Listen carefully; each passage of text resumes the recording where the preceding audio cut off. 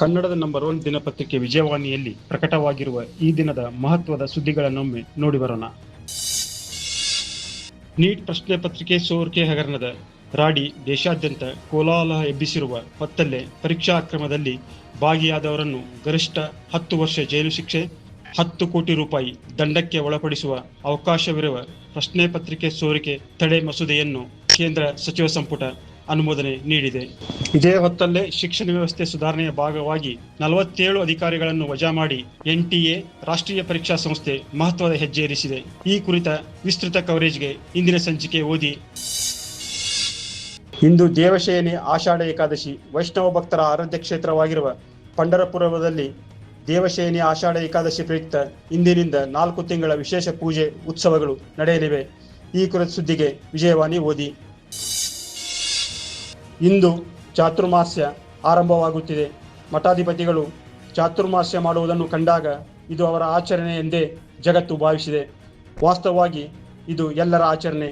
ಚಾತುರ್ಮಾಸ್ಯ ಲೌಕಿಕ ಮತ್ತು ಅಲೌಕಿಕ ಎರಡೂ ಫಲಗಳಿರುವ ತಪಸ್ಸು. ಈ ಕುರಿತ ವಿಶೇಷ ಲೇಖನಕ್ಕೆ ಚಿಂತನ ಪುಟ ನೋಡಿ. ಸತತ 7 ಪಂದ್ಯಗಳ ಬಳಿಕ ಗೆಲುವಿನ ಹಾದಿಗೆ ಮರಳಿರುವ T20 ವಿಶ್ವ ಚಾಂಪಿಯನ್ ಭಾರತ ತಂಡ ಸರಣಿ ಜಯಿಸುವ ವಿಶ್ವಾಸದಲ್ಲಿದ್ದು ಸತತ 2 ದಿನ 2 ಪಂದ್ಯಗಳನ್ನು ಆಡುವ ಸವಾಲು ಹೊಂದಿದೆ.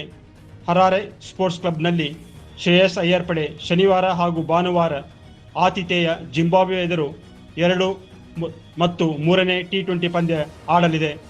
3 ಪಂದ್ಯಗಳ ಸರಣಿಯಲ್ಲಿ ಭಾರತ 1-0 ಮುನ್ನಡೆಯಲ್ಲಿದೆ. ಈ ಸುದ್ದಿಗೆ ಕ್ರೀಡಾಪುಟ ನೋಡಿ.